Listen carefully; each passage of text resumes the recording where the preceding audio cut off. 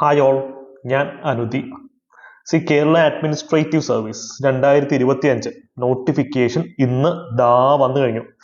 ഈ പരീക്ഷയ്ക്ക് പഠിക്കാതിരിക്കാൻ പല ആൾക്കാരുടെയും എക്സ്ക്യൂസ് എന്ന് പറയുന്നത് കേസ് വിളിക്കത്തില്ല എന്നുള്ള ഒരു കുപ്രചരണമായിരുന്നു.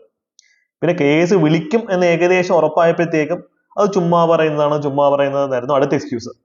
പിന്നെ PSC നേരിട്ട് എന്ന് പറഞ്ഞു കേസ് വിളിക്കാൻ പോകുന്നു, 2026 ഫെബ്രുവരിക്കുള്ളിൽ നമ്മൾ റാങ്ക് ലിസ്റ്റ് ഇടും.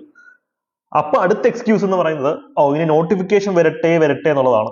ഇപ്പൊ എന്താണ്, നോട്ടിഫിക്കേഷൻ വന്നു. ഇനി പഠിക്കാതിരിക്കാനുള്ള അടുത്ത എക്സ്ക്യൂസ് എന്താണെന്നറിയോ? വേക്കൻസി ഇല്ല എന്നുള്ളതായിരിക്കും.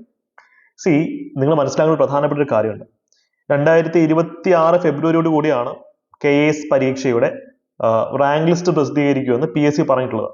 അപ്പൊ ഏകദേശം ഒരു വർഷത്തിനടുത്തുണ്ട്. അതിനുശേഷം പിന്നെ ഒരു വർഷം കൂടെ എന്തുണ്ട്, ആ റാങ്ക് ലിസ്റ്റിന്റെ കാലാവധിയുണ്ട്. 2 വർഷം നമ്മുടെ മുമ്പിൽ ഇങ്ങനെ ഇരിക്കുകയാണ്. അപ്പൊ എന്തായാലും വേക്കൻസികൾ കൂടുതൽ റിപ്പോർട്ട് ചെയ്യപ്പെടാൻ ഇതിനകത്ത് ആഡ് ചെയ്യാൻ വലിയ സാധ്യത. മാത്രമല്ല മെയ് നവംബർ മാസങ്ങൾ 2025 ധാരാളം റിട്ടയർമെന്റ് നടക്കുന്ന ഒരു ഘട്ടം കൂടെയാണ്. പിന്നെ ഇലക്ഷൻസ് ആണ് നമുക്ക് വരാൻ പോകുന്നത്. എല്ലാം പോട്ടെ, ഞാൻ നിങ്ങൾക്ക് പഴയ ഒരു കഥ പറഞ്ഞുതരാം. കഴിഞ്ഞ LSGS പരീക്ഷ ഇതുപോലെ ഒരു അടിപൊളി പോസ്റ്റാണ്, ഗസറ്റഡ് റാങ്ക് ആണ്, പവർഫുൾ പോസ്റ്റ് ആണ്. ആ പരീക്ഷയുടെ നോട്ടിഫിക്കേഷൻ വന്നപ്പോഴും നടന്നൊരു പ്രശ്നം ഇതാണ്. സീരിയസ് വിദ്യാർത്ഥികളൊക്കെ ഇതിന് വേക്കൻസി കാണില്ല എന്ന് പറഞ്ഞ് പഠിക്കുകയായിരുന്നു. നിങ്ങളൊന്ന് ആലോചിച്ച് നോക്കൂ, പ്രിലിംസ് പരീക്ഷ മാത്രം പാസ്സായത് 30,000-ഓളം ആൾക്കാരാണ്. അപ്പൊ എത്രമാത്രം വേക്കൻസി ആ പരീക്ഷയ്ക്ക് എന്തായിരിക്കും? 4-5 വേക്കൻസി മാത്രമേ കാണുള്ളൂ എന്ന് പറഞ്ഞാൽ ആ പരീക്ഷയ്ക്ക് പോലും എന്തായാലും നല്ല ലെവൽ വേക്കൻസി നിയമനം നടക്കും. 30,000 പേരെ പ്രിലിംസ് പരീക്ഷ പാസ്സാക്കിച്ചത് വെറുതെ അല്ല. അപ്പൊ കേരള അഡ്മിനിസ്ട്രേറ്റീവ് സർവീസിലും നിങ്ങൾ നേരത്തെ ചെയ്ത മിസ്റ്റേക്കുകൾ ആവർത്തിക്കാതിരിക്കുക. 31 നോട്ടിഫിക്കേഷൻ, 31 വേക്കൻസികൾ മാത്രമേ ഉള്ളൂ. സ്ട്രീം 1-ന് 10-11 ഒക്കെ ഉള്ളൂ എന്ന് പറഞ്ഞ് വെറുതെ സമയം കളയാതിരിക്കുക. കൂടുതൽ വേക്കൻസികൾ ഉണ്ടാവും എന്നുള്ള പ്രതീക്ഷയിൽ തന്നെ പഠിച്ചു തുടങ്ങുക. പക്ഷേ 11 വേക്കൻസി, മാക്സിമം 10 വേക്കൻസി മാത്രമേ കാണുള്ളൂ എന്ന് ഒരു എക്സ്ട്രീം ചിന്ത നിങ്ങളുടെ ഉള്ളിൽ ഉണ്ടായിരുന്നു. കാരണം നമ്മൾ അത്രയും പഠനത്തിന്റെ ലെവൽ കൂടും.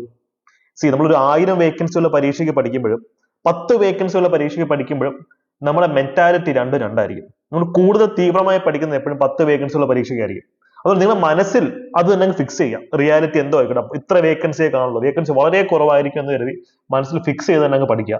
പക്ഷേ ഇത്രയും ഘട്ടങ്ങൾ അല്ലെങ്കിൽ ഇത്രയും ഘടകങ്ങൾ വിട്ടുപോകരുത്. ധാരാളം വേക്കൻസിൽ റിപ്പോർട്ട് ചെയ്യാനുള്ള സാധ്യത വളരെ അധികമാണ്. ഇലക്ഷൻസ്, പിന്നീട് LSGS ചരിത്രം മാത്രം നോക്കിയാൽ മതി. ഒരു വേക്കൻസി കാണില്ല എന്നുള്ള പരീക്ഷയ്ക്കാണ് അത്ര വേക്കൻസി വന്നത്. പക്ഷേ സീരിയസ് ആയി വിദ്യാർത്ഥികൾ ഇതൊന്നും അവരെ ബാധിക്കത്തില്ല. എങ്ങനെയെങ്കിലും ജോലി വേണം എന്ന് കരുതി കുത്തിയിരുന്ന് കഷ്ടപ്പെട്ട് സിലബസ് അനുസരിച്ച് പഠിക്കുന്ന വിദ്യാർത്ഥികൾ പഠിച്ചു തുടങ്ങിയിട്ടുണ്ട്. ഇതൊന്നും ബാധിക്കുന്ന കാര്യമില്ല. ഇതിപ്പോ നിങ്ങൾ അത്തരത്തിലുള്ള വിദ്യാർത്ഥിയാണെങ്കിൽ കേരള അഡ്മിനിസ്ട്രേറ്റീവ് സർവീസിന് സീരിയസ് ആയിട്ട് തയ്യാറെടുത്ത് തുടങ്ങാം. അപ്പൊ ഇന്നത്തെ ക്ലാസ്സിൽ നമ്മൾ എന്ത് ചെയ്യുന്നത് അറിയോ? ഈ നോട്ടിഫിക്കേഷനകത്തുള്ള ചില പ്രധാനപ്പെട്ട പോയിന്റുകളാണ് ചർച്ച ചെയ്യാൻ പോകുന്നത്. പ്രായപരിധി എത്ര, അല്ലെങ്കിൽ വേക്കൻസികൾ ഓരോ സ്ട്രീമിലും എത്ര, സ്ട്രീം 1, 2, 3 വ്യത്യാസങ്ങൾ എന്തൊക്കെ, അതൊക്കെ നമുക്ക് ജസ്റ്റ് ഒന്ന് ചർച്ച ചെയ്ത് പോവാം. ഈ പരീക്ഷയ്ക്ക് എങ്ങനെയാണ് പഠിക്കേണ്ടത് എന്നുള്ള ഡീറ്റെയിൽഡ് സ്ട്രാറ്റജി നമ്മൾ ഇന്ന് രാത്രി മാർച്ച് 7 ഇന്ന് രാത്രിയിൽ 9 മണിക്ക് ലൈവ് ക്ലാസ് ആയിട്ട് തന്നെ നിങ്ങൾക്ക് തരുന്നതാണ്. അപ്പൊ അതിനകത്ത് സിലബസിന്റെ വിശാലമായിട്ടുള്ള ഡിസ്കഷനും ബുക്ക് ലിസ്റ്റുകളെ പറ്റിയുള്ള ചർച്ചയും നിങ്ങളുടെ മറ്റ് സംശയങ്ങളൊക്കെ നമുക്ക് അവിടെ ദൂരീകരിക്കാം. ഈ വീഡിയോ കാണാൻ പറ്റാത്ത ആൾക്കാർ ടെൻഷൻ അടിക്കുന്ന റെക്കോർഡ് ക്ലാസ് നിങ്ങൾക്ക് തരുന്നതാണ്. പക്ഷെ ലൈവ് ക്ലാസ് ഉണ്ടെന്നുള്ളത് ഈ നിങ്ങൾ സെൽഫ് സ്റ്റഡി നടന്ന വിദ്യാർത്ഥിയാണെങ്കിൽ ഈ ക്ലാസ്സിൽ പറയുന്ന സ്ട്രാറ്റജി മാത്രം ഫോളോ ചെയ്താൽ മതി. ഏറ്റവും കുറഞ്ഞ സമയം 3 മാസത്തോളേ ഉള്ളൂ. അത്രയും സമയം കൊണ്ട് നിങ്ങൾക്ക് നന്നായിട്ട് സിലബസ് കവർ ചെയ്ത് റിവിഷൻ സ്റ്റാർട്ട് ചെയ്യാൻ സാധിക്കും. ഓക്കെ, അപ്പൊ നമുക്ക് നേരെ നമ്മുടെ കണ്ടന്റിലേക്ക് പോവാം. ടെലിഗ്രാം നമ്മൾ ഇതെല്ലാം അപ്ലോഡ് ചെയ്തിട്ടുണ്ട്. ഈ PDFs എല്ലാം ടെലിഗ്രാമിൽ അപ്ലോഡ് ചെയ്തിട്ടുണ്ട്. ദയവായി ടെലിഗ്രാം ഫാമിലിയിലെ മെമ്പേഴ്സ് ആയിട്ട് ഇത്തരം PDF കൃത്യമായിട്ട് ഉപയോഗിക്കുക. ഉദാഹരണത്തിന് നേരത്തെ പറഞ്ഞ ലൈവ് ക്ലാസ്, അതിന് സൂമിന്റെ ലിങ്ക് പോലും ടെലിഗ്രാം ചാനലിലായിരിക്കും തരുന്നത്. അതുകൊണ്ട് തന്നെ ടെലിഗ്രാം കുടുംബാംഗങ്ങളാവുക, ഇത്തരത്തിലുള്ള മാക്സിമം ക്ലാസ്സുകൾ നിങ്ങൾ യൂട്ടിലൈസ് ചെയ്യുക കേട്ടോ. ഒന്നാമതായി ഈ നോട്ടിഫിക്കേഷൻ അനലൈസ് ചെയ്യുമ്പോൾ നമുക്ക് മനസ്സിലാക്കാൻ കഴിയുന്ന 3 കാര്യങ്ങളാണ്. സിലബസിൽ ഒരു മാറ്റവും ഇല്ല. 2019 പരീക്ഷയുടെ അതേ സിലബസ് തന്നെയാണ്. പറഞ്ഞു വരുമ്പോൾ അത് ഡിഗ്രി ലെവലിൽ ഏറ്റവും എളുപ്പമുള്ള സിലബസുകളിൽ ഒന്നാണ്. എന്തുകൊണ്ടാണ്? സ്പെഷ്യൽ ടോപ്പിക്സ് ഇല്ല, സിലബസിൽ മാറ്റമില്ല, സിലബസിൽ സ്പെഷ്യൽ ടോപ്പിക്കുകളും ഇല്ല. എക്കണോമിക്സ്, ജനറൽ നോളജ്, അല്ലെങ്കിൽ കൾച്ചർ, ലിറ്ററേച്ചർ, ഹിസ്റ്ററി, ജോഗ്രഫി, ഇതൊക്കെ തന്നെയാണ് അവിടെ ഉള്ളത്. പിന്നെ എക്സാം പാറ്റേണിൽ പ്രത്യേകിച്ച് മാറ്റമൊന്നുമില്ല. പ്രിലിംസിൽ 2 പേപ്പർ, മെയിൻസിൽ 3 പേപ്പർ, മാർക്ക് ഡിസ്ട്രിബ്യൂഷനിൽ ഒരു മാറ്റമില്ല. അതുകൊണ്ട് തന്നെ കഴിഞ്ഞ പ്രാവശ്യം പരീക്ഷ എഴുതി പരാജയപ്പെട്ട ആൾക്കാർ, സ്ട്രീം 1, 2, 3 ഏത് സ്ട്രീമിലെ ആൾക്കാർക്കാണെങ്കിലും ഇത്തവണ വലിയൊരു അവസരമാണ് ഇതിന് മുമ്പിലിരിക്കുന്നത്. അപ്പോ ഈ ഒരു മെന്റാലിറ്റിയിൽ തന്നെ പഠിക്കുക, മുന്നോട്ട് പോവുക. നമുക്കിനി എക്സാമിന്റെ പാറ്റേൺ എങ്ങനെയാണെന്ന് പരിചയപ്പെടാം. PSC ഓൾറെഡി പറഞ്ഞു കഴിഞ്ഞു. പ്രിലിംസ് ഉണ്ട്, മെയിൻസ് ഉണ്ട്, ഇന്റർവ്യൂ ഉണ്ട്. പ്രിലിംസിന്റെ ഡേറ്റ് 2025 ജൂൺ 14 പ്രിലിംസ് ഘട്ടത്തിൽ, അതായത് പ്രാഥമിക പരീക്ഷയുടെ ഘട്ടത്തിൽ പ്രധാനമായും 2 പേപ്പറുകളാണുള്ളത്. പേപ്പർ 1 രാവിലെ നിങ്ങൾ പോയി എഴുതണം, പേപ്പർ 2 ഉച്ചയ്ക്ക് ശേഷം എഴുതണം. എനിക്ക് ഓർമ്മയുണ്ട്, കഴിഞ്ഞ വർഷം ഞാൻ പ്രിലിംസ് പരീക്ഷ എഴുതാൻ പോയപ്പോൾ രാവിലെ അത്യാവശ്യം ആൾക്കാർ വന്നിരുന്ന് പരീക്ഷ എഴുതി. ഉച്ചയ്ക്ക് ശേഷമുള്ള സെഷനിലെ ക്ലാസ്സിൽ പകുതി വിദ്യാർത്ഥികളും ഇല്ലായിരുന്നു. പേപ്പർ 1 എഴുതിയപ്പോൾ തന്നെ മനസ്സ് തളർന്നവർ വിട്ടിട്ട് പോയി. പക്ഷെ ഇപ്പം കോമ്പറ്റീഷൻ കൂടിയിട്ടുണ്ട് കേട്ടോ. അപ്പൊ ഇപ്പൊ എല്ലാവരും പ്രിപ്പയർ ആണ്. അതുകൊണ്ട് തന്നെ സിസ്റ്റമാറ്റിക് ആയിട്ട് തന്നെ പഠിക്കുക. ബിക്കോസ് പേപ്പർ 1 എന്ന് പറയുന്നത് 100 മാർക്കിന്റെ, 2 പരീക്ഷകൾ 100 മാർക്കിന്റെ ആണ് കേട്ടോ. 1.5 മണിക്കൂറാണ് സമയം. എനിക്കൊന്ന് പൊതുവെ ഡിഗ്രി ലെവൽ പ്രിലിംസ് പരീക്ഷകൾ 1.25 മണിക്കൂറല്ലേ, പക്ഷെ ഇവിടെ 1.5 മണിക്കൂർ തരുന്നുണ്ട്. ഉച്ചയ്ക്ക് ശേഷമുള്ള പരീക്ഷയും 1.5 മണിക്കൂർ തന്നെയുണ്ട്. പേപ്പർ 1-ൽ ജനറൽ സ്റ്റഡീസ് ആണ്. ഇതിനൊരു കോമഡി എന്താണെന്ന് വെച്ച് കഴിഞ്ഞാൽ മാത്തമാറ്റിക്സിന്റെ സിലബസ് പേപ്പർ 1-ലാണ് വരുന്നത്. അതിനകത്ത് ഇങ്ങനെ ഒളിപ്പിച്ച് വെച്ചേക്കുവാണ്. പല ആൾക്കാരും വിചാരിക്കും അയ്യോ മാത്സ് ഇല്ല ഈ പരീക്ഷയ്ക്ക് എന്ന് വിചാരിക്കും. സാധാരണ മാത്സിന്റെ സിലബസ് ഡിഗ്രി ലെവൽ എക്സാംസിൽ ഏറ്റവും താഴെയല്ലേ കൊടുക്കുക. പക്ഷെ കേസിന്റെ സിലബസിൽ മിഡിൽ പോർഷനിലായിട്ട് പേപ്പർ 1-ലാണ് കൊടുത്തിട്ടുള്ളത്. അതുകൊണ്ട് തന്നെ മാത്സ് ഉണ്ട് കേട്ടോ. പേപ്പർ 1-ലാണ് വരുന്നത്. പേപ്പർ 2 എന്ന് പറയുമ്പോൾ ജനറൽ സ്റ്റഡീസ് വരും, ലാംഗ്വേജ് വരും. അത് മലയാളം പ്രാദേശിക ഭാഷയുണ്ട്, ഇംഗ്ലീഷ് ലാംഗ്വേജ് അതിനകത്താണ് വരുന്നത്. അതുകൊണ്ട് തന്നെ മാത്സും ഇംഗ്ലീഷും മലയാളവും GKയും അടങ്ങിയ ഒരു കൺവെൻഷണൽ പേപ്പറിന്റെ സാധ്യതകളാണ് നമുക്ക് ഇവിടെ ഉള്ളത്.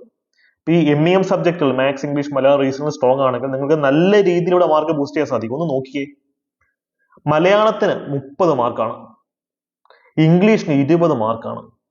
ഏകദേശം 50 മാർക്ക് അവിടുന്ന് തന്നെ നിങ്ങൾക്ക് കിട്ടും. അപ്പോൾ ഇത് മനസ്സിരിക്കുക. അതുകൊണ്ട് തന്നെ വർഷങ്ങളായി PSC പഠിക്കുന്ന ഉദ്യോഗാർത്ഥികൾക്ക് ഇതൊരു സുവർണാവസരമാണ്. ഓക്കെ, ഇനി മെയിൻസ് പരീക്ഷയുടെ സിലബസ് നമുക്ക് നോക്കാം, അല്ലെങ്കിൽ ഒരു പാറ്റേൺ എങ്ങനെയാണെന്ന് നോക്കാം. നമുക്കറിയാം പ്രിലിംസ് പരീക്ഷ ഒബ്ജക്റ്റീവ് ടൈപ്പ് ആണ്, മെയിൻസ് പരീക്ഷ ഡിസ്ക്രിപ്റ്റീവ് പരീക്ഷയാണ്. ഒക്ടോബർ മാസമാണ്, ഒക്ടോബർ 17-നാണ് മെയിൻസ് വരുന്നത്. നമുക്കറിയാം മെയിൻസിൽ 3 പേപ്പറാണ്, പേപ്പർ 1, പേപ്പർ 2, പേപ്പർ 3. ഒക്ടോബർ 17-ന് രാവിലെ പേപ്പർ 1-ഉം ഉച്ചയ്ക്ക് ശേഷം പേപ്പർ 2 ആയിരിക്കും. പേപ്പർ 3 എന്ന് പറയുന്നത് ഒക്ടോബർ 18-ാം തീയതി ആയിരിക്കും. അതൊരൊറ്റ പേപ്പറേ ഉള്ളൂ. ഞങ്ങളൊക്കെ ഈ KS-ന്റെ മെയിൻസ് പരീക്ഷ എഴുതാൻ പോകുമ്പോൾ വലിയ സന്തോഷമാണ്. കാര്യം എന്താണെന്നറിയോ, സിവിൽ സർവീസസിന്റെ മെയിൻസ് പരീക്ഷ എഴുതുന്നത് 3 മണിക്കൂറാണ്. രാവിലെ 3 മണിക്കൂർ, ഉച്ചയ്ക്ക് ശേഷം 3 മണിക്കൂർ, 6 മണിക്കൂർ ഇരുന്ന് എക്സാം എഴുതി പുറത്ത് വരുമ്പോൾ നമ്മൾ കിളിയൊക്കെ പറന്നു പോകും. അപ്പം 2019-ലൊക്കെ സിവിൽ സർവീസ് മെയിൻസ് എഴുതിയപ്പോഴത്തേക്കും ഞങ്ങൾ അനുഭവിച്ചൊരു ഒരു ഇഷ്യൂ അതാണ്. അതിനുശേഷം പിന്നെ മെയിൻസ് പരീക്ഷ എഴുതിയിരുന്നു. പക്ഷെ KS-ന്റെ മെയിൻസ് പരീക്ഷ വെച്ച് വളരെ ലൈറ്റ് ആണ്. രാവിലെ 2 മണിക്കൂർ, ഉച്ചയ്ക്ക് ശേഷം 2 മണിക്കൂർ. ഓക്കെ, സിവിൽ സർവീസിൽ അത്ര ഹെക്ടിക് അല്ല എന്നുള്ളതാണ് നിങ്ങളോട് മനസ്സിലാക്കാൻ. മറ്റേത് 6 മണിക്കൂർ ഒറ്റ ഇരിപ്പാണ്. പക്ഷെ ഇവിടെ കുറെ കൂടെ ഭേദമാണ് അവസ്ഥ എന്ന് പറയുന്നത്. സോ മെയിൻസ് എക്സാമിനേഷന് പേപ്പർ 1 ഇതെല്ലാം ഡിസ്ക്രിപ്റ്റീവ് ആണ്. മെയിൻസ് പരീക്ഷ പേപ്പർ 1, 2, 3 എല്ലാം തന്നെ ഡിസ്ക്രിപ്റ്റീവ് ആണ്. 100 മാർക്കിന്റെ പരീക്ഷകളാണ് വരുന്നത്. ഓക്കെ, 2 മണിക്കൂർ 2 മണിക്കൂർ 2 മണിക്കൂറാണ് ഇതിന്റെ ഇത് വരുന്നത്. നിങ്ങൾക്ക് ഇവിടെ ഇംഗ്ലീഷിലും മലയാളത്തിലും ഒക്കെ ക്വസ്റ്റ്യൻസ് ഉണ്ടായിരിക്കും. നിങ്ങൾക്ക് ഇഷ്ടമുള്ള ഭാഷയിൽ എഴുതാം. ഇംഗ്ലീഷിലാണെങ്കിൽ ഇംഗ്ലീഷിൽ എഴുതാം, മലയാളത്തിൽ വേണമെങ്കിൽ മലയാളത്തിൽ എഴുതാം. ഇതിന് വിശാലമായിട്ടുള്ള സിലബസ്. ജനറൽ സ്റ്റഡീസ് പേപ്പർ 1 ഇത് ഹിസ്റ്ററി മാത്രമേ ഉള്ളൂ ഇതിനകത്ത്. പേപ്പർ 2-നും പേപ്പർ 3-നും മറ്റ് സബ്ജക്റ്റുകൾ വരുന്നുണ്ട്. അപ്പൊ എങ്ങനെയാണ് ഈ സബ്ജക്റ്റിൽ പഠിക്കേണ്ടത് എന്നുള്ളത് വലിയൊരു ചോദ്യമാണ്. അതിന് ഉത്തരം നിങ്ങൾക്ക് ഇന്ന് കിട്ടും. ഇന്ന് രാത്രിയിലുള്ള നമ്മുടെ സ്ട്രാറ്റജി വീഡിയോ കാണുമ്പോൾ ഇതിന് ഉത്തരം കിട്ടും. ഈ പരീക്ഷ എഴുതി അത്യാവശ്യം മാർക്ക് ഉണ്ടായിരുന്നു മെയിൻസ് പരീക്ഷയ്ക്ക് എനിക്ക് കഴിഞ്ഞ പ്രാവശ്യം. പക്ഷേ 2 മാസത്തെ പ്രിപ്പറേഷൻ ആയതുകൊണ്ട് കട്ട് ഓഫ് കടക്കാൻ സാധിച്ചില്ല. കാര്യം 2 മാസത്തെ പ്രിപ്പറേഷൻ വെച്ച് എനിക്ക് അത്യാവശ്യം നല്ല മാർക്ക് ഇവിടെ കിട്ടിയിരുന്നു. അതൊരു 6 മാസം ഒന്ന് ഡെഡിക്കേറ്റഡ് ആയിട്ട് പഠിച്ചു കഴിഞ്ഞാൽ നമുക്ക് സിലബസ് കവർ ചെയ്യാൻ പറ്റുന്ന ഒരു പേപ്പറാണ് ഇതിൻ്റെ. അതുകൊണ്ട് എൻ്റെ എക്സ്പീരിയൻസും മറ്റ് ടോപ്പേഴ്സിന്റെ എക്സ്പീരിയൻസും ഒക്കെ വെച്ചിട്ട് എങ്ങനെയാണ് ഈ സിലബസ് ഹാൻഡിൽ ചെയ്യേണ്ടത് എന്നുള്ള വിശാലമായിട്ടുള്ള വീഡിയോ ഇന്ന് രാത്രി ലൈവായിട്ട് തന്നെ നിങ്ങളിലേക്ക് എത്തിക്കുന്നതാണ്. ഓക്കെ, അപ്പോൾ എനിക്ക് പറ്റിയ അബദ്ധം നിങ്ങൾക്ക് പറ്റരുത്. കഴിഞ്ഞ പ്രാവശ്യം കേരള അഡ്മിനിസ്ട്രേറ്റീവ് സർവീസ് പരീക്ഷ പ്രിലിംസ് വേക്കൻസികൾ കുറവാണ്, മറ്റേത് കുറവാണ്, മറിച്ചത് കുറവാണെന്ന് പറഞ്ഞാൽ ഉഴപ്പും, മാക്സിമം ഉഴപ്പും.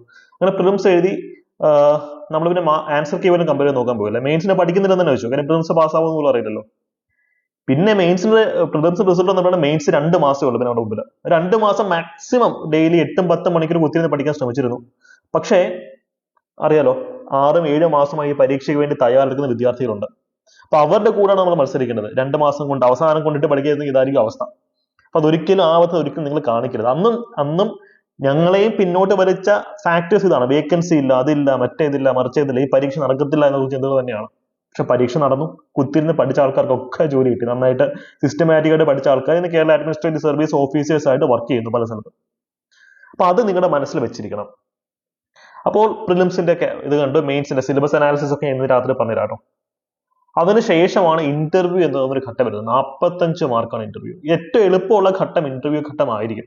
പൊതുവെ എല്ലാവർക്കും ഇപ്പൊ ഞാൻ സിവിൽ സർവീസിനും കേരള PSC ഇന്റർവ്യൂവിനും ട്രെയിനിങ് കൊടുക്കുന്നതാണ്. അപ്പോൾ കുട്ടികളുടെ മാർക്ക് നമുക്ക് മനസ്സിലാവുന്ന ഒരു കാര്യമാണ്. എല്ലാവരുടെയും mark more or less similar ആയിരിക്കും.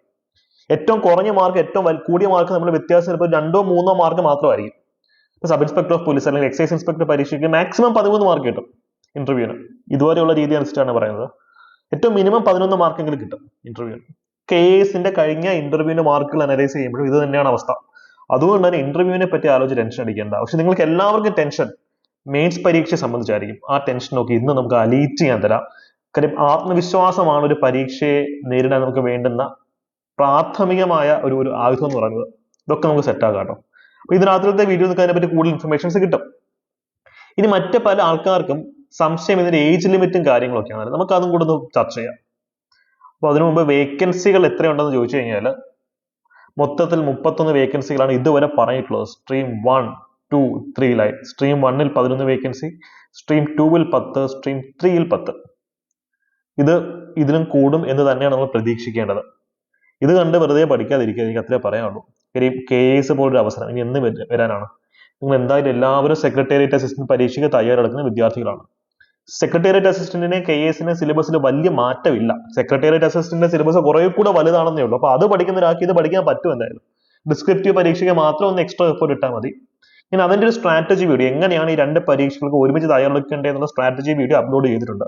ഞാൻ ഈ വീഡിയോയുടെ അവസാനം അത് പ്ലേസ് ചെയ്യാം. ഓക്കെ, ഡിസ്ക്രിപ്ഷനിൽ അതിൽ ലിങ്ക് കൊടുത്തേക്കാം. ഇനി അടുത്ത എല്ലാവരുടെയും സംശയം എന്ന് പറയുന്നത് എന്താണ് സ്ട്രീം 1, 2, 3 എന്നൊക്കെയുള്ളതാണ്.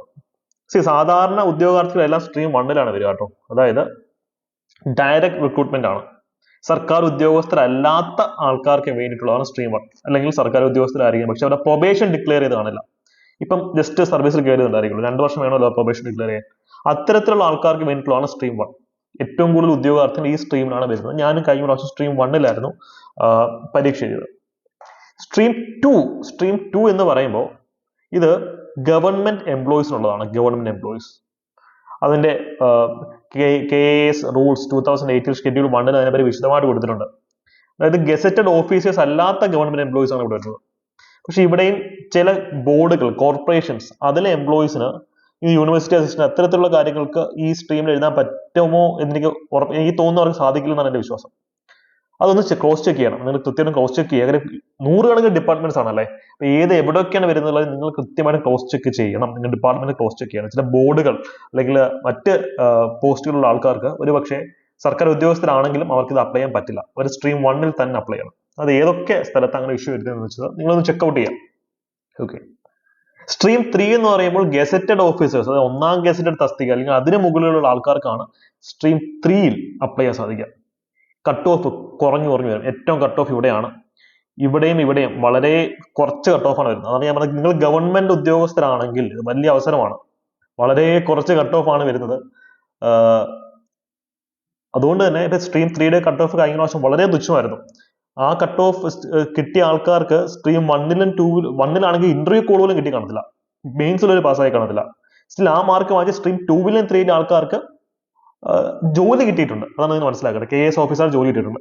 കാര്യം എന്തുകൊണ്ട് ഗവൺമെന്റ് ഓഫീസേഴ്സ് എന്ന് പറയുമ്പോൾ അവർക്ക് വേറെ ടെൻഷനുണ്ട്, സ്ട്രെസ് ഉണ്ട്, പഠിക്കാൻ സമയം കുറവാണ്.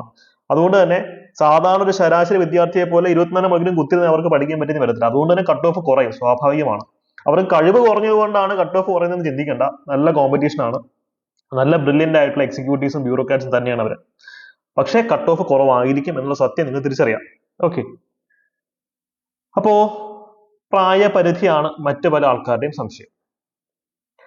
32 വയസ്സ് വരെയാണ് സ്ട്രീം 1-ന്റെ പ്രായപരിധി. 21 മുതൽ 32 വയസ്സ് വരെ. അതായത് 1993 ജനുവരി 2-നും 2004 ജനുവരി 1-നും മധ്യ ജനിച്ച ആൾക്കാരായിരിക്കണം സ്ട്രീം 1-ൽ. സ്ട്രീം 2 എന്ന് പറയുമ്പോൾ 21 മുതൽ 40 വയസ്സ് വരെയാണ് ഡേറ്റ് കൊടുത്തിട്ടുണ്ട്. സ്ട്രീം 3 എന്ന് പറയുമ്പോൾ 50 വയസ്സ്, മാക്സിമം 50 വയസ്സ്, നോ പോയിന്റ് ഓഫ് ടൈം 50 വയസ്സ് കൂടാൻ പാടില്ല കേട്ടോ. സ്ട്രീം 3 50 വയസ്സിൽ താഴെയുള്ള ആർക്കും അപ്ലൈ ചെയ്യാൻ പറ്റും. പക്ഷേ ഇവിടെ ഏജ് റിലാക്സേഷൻ ഉണ്ട്. പട്ടികജാതി പട്ടികവർഗക്കാർക്ക് ഏകദേശം 5 വർഷം. അതുപോലെ തന്നെ മതപരിവർത്തനം നടത്തിയ പട്ടികവർഗക്കാർക്കുണ്ടല്ലോ, അവർക്കും ഈ പരിരക്ഷ കിട്ടുന്നതാണ്. കാഴ്ച, കേൾവി, സംസാരം പോലെയുള്ള ഭിന്നശേഷിയുള്ള ഉദ്യോഗാർത്ഥികൾക്ക് 15 വർഷം കിട്ടും. ഏജ് റിലാക്സേഷന്റെ കാര്യമാണ് പറയുന്നത്. അസ്ഥി സംബന്ധമായ ഭിന്നശേഷിയുള്ള ഉദ്യോഗാർത്ഥികൾക്ക് 10 വർഷവും ഇളവ് കിട്ടും. ഇതിൽ ഏതൊക്കെ അസുഖങ്ങളാണ് ഇതിൻ്റെ ഉള്ളിൽ വരുന്നതെന്നുള്ളത് PSCയുടെ വെബ്സൈറ്റിൽ PSC നേരിട്ട് വിളിച്ചാൽ നമ്മൾ അറിയാം. അതിനൊരു ലിങ്ക് അവരിവിടെ കൊടുത്തിട്ടുണ്ട്. ഈ നോട്ടിഫിക്കേഷൻ ഞാൻ നമ്മുടെ ടെലിഗ്രാം ചാനൽ ഇട്ടേക്കാം. അത് ഡൗൺലോഡ് ചെയ്ത് ഈ ലിങ്ക് യൂസ് ചെയ്ത് കൃത്യമായിട്ടുള്ള ഇൻഫർമേഷൻ നേടിയെടുക്കുക. ഇതിന് പലതരത്തിലുള്ള ചലഞ്ചസ് അല്ലെങ്കിൽ ഫിസിക്കൽ ചലഞ്ചസ് ഉള്ള കാറ്റഗറീസ് ഉണ്ട്. ഓരോന്നിനും എങ്ങനെയൊക്കെയാണ് ഈ അവസരങ്ങൾ കിട്ടുക എന്നുള്ളത് ഈ ഒരു ലിങ്കിൽ ക്ലിക്ക് ചെയ്ത് കൃത്യമായിട്ട് മനസ്സിലാക്കാൻ പറ്റും കേട്ടോ. Okay, yes. പിന്നെ യോഗ്യത ഗ്രാജുവേഷൻ മതി കേട്ടോ. ജസ്റ്റ് ഒരു റെക്കഗ്നൈസ്ഡ് യൂണിവേഴ്സിറ്റി, കുന്നംകുളം യൂണിവേഴ്സിറ്റിയിൽ നിന്നുള്ള ഗ്രാജുവേഷനോட വില ഇല്ല. ഓക്കെ, ഡിസ്റ്റന്റ് ആയിട്ട് എടുത്തിട്ടുള്ളതാണ് വിഗ്നോ അല്ലെങ്കിൽ ഗവൺമെന്റ് അംഗീകൃത UGCയോ കേരള സർവകലാശാലകളോ അംഗീകരിച്ചിട്ടുള്ള ഗ്രാജുവേഷനുള്ള ആൾക്കാർക്ക് എന്ത് ചെയ്യാൻ പറ്റും? ഇത് അപ്ലൈ ചെയ്യാൻ പറ്റും. ഒരുവിധം എല്ലാവർക്കും അത് ഉണ്ടെന്നാണ് എൻ്റെ വിശ്വാസം, അല്ലെ? യോഗ്യത ഗ്രാജുവേഷൻ മാത്രമാണ്, സ്ട്രീം 1, 2, 3 ഏതിലാണെങ്കിൽ. അപ്പൊ ഇത്രയാണ് നമുക്ക് ഇതിനെപ്പറ്റി ഏറ്റവും ബേസിക് ആയി പറയാനുള്ളൊരു കാര്യം. ഇനി അടുത്ത ചോദ്യം, ഇത് എങ്ങനെയാണ് ഈ പരീക്ഷയ്ക്ക് വേണ്ടി പഠിക്കേണ്ടത് എന്നുള്ളതാണ്, അല്ലേ? അത് നമുക്ക് വിശദമായി ചർച്ച ചെയ്യാം. ഇതിനൊക്കെ നിങ്ങളെ സഹായിക്കുന്ന അഫോർഡബിൾ ബാച്ചസ് വെറും 5999 രൂപ എന്നുള്ള ഒരു ലിമിറ്റഡ് ടൈം ഓഫറിൽ ഞങ്ങൾ സ്റ്റാർട്ട് ചെയ്തിട്ടുണ്ട്. അധികം കുട്ടികളെ നമുക്ക് അതിലേക്ക് എടുക്കാൻ ഒക്കില്ല. കുറച്ച് വിദ്യാർത്ഥികളെ മാത്രമാണ് നമുക്ക് അതിലേക്ക് റിക്രൂട്ട് ചെയ്യാൻ സാധിക്കുക. കാര്യം ഓരോരുത്തർക്കും റൈറ്റിംഗ് പ്രാക്ടീസും കാര്യങ്ങളും കൊടുക്കണമല്ലോ. അപ്പൊ ആ ബാച്ച് നിങ്ങൾക്ക് അവൈലബിൾ ആയിരിക്കും. താല്പര്യമുള്ളവർക്ക് ഞങ്ങളുടെ അഫോർഡബിൾ ബാച്ചസിലേക്ക് വരാം. കമന്റ് സെക്ഷനിൽ പിൻ ചെയ്തിട്ടുള്ള നമ്പറിൽ കോൺടാക്ട് ചെയ്യുകയാണെങ്കിൽ അതിനെപ്പറ്റിയുള്ള കൂടുതൽ ഇൻഫർമേഷൻസ് നിങ്ങൾക്ക് കിട്ടും. അതല്ല, നിങ്ങൾ സെൽഫ് സ്റ്റഡി നടത്തുന്ന ഉദ്യോഗാർത്ഥിയാണെങ്കിൽ പോലും നിങ്ങൾക്ക് എന്ത് ചെയ്യാൻ സാധിക്കും? ഞങ്ങൾ യൂട്യൂബിൽ കൂടി തരുന്ന സെൽഫ് സ്റ്റഡി സ്ട്രാറ്റജികൾ മെത്തഡോളജിയിൽ യൂസ് ചെയ്ത് പഠിക്കാം. ഹോട്ട് ടോപ്പിക്സിന്റെ ക്ലാസ്സുകൾ യൂട്യൂബ് വഴി തരാനുള്ള പ്ലാൻ ഞങ്ങൾ ഇട്ടിട്ടുണ്ട് കേട്ടോ. അപ്പോൾ ഓൾ ദി ബെസ്റ്റ്. ഇതാണ് നമ്മുടെ അഡ്മിഷൻ നമ്പർ. മെന്റേഴ്സോട് സംസാരിക്കാൻ, നിങ്ങളുടെ സംശയങ്ങളൊക്കെ ക്ലാരിഫൈ ചെയ്യണം. അടുത്ത വീഡിയോയിൽ കാണാം. Thank you, by.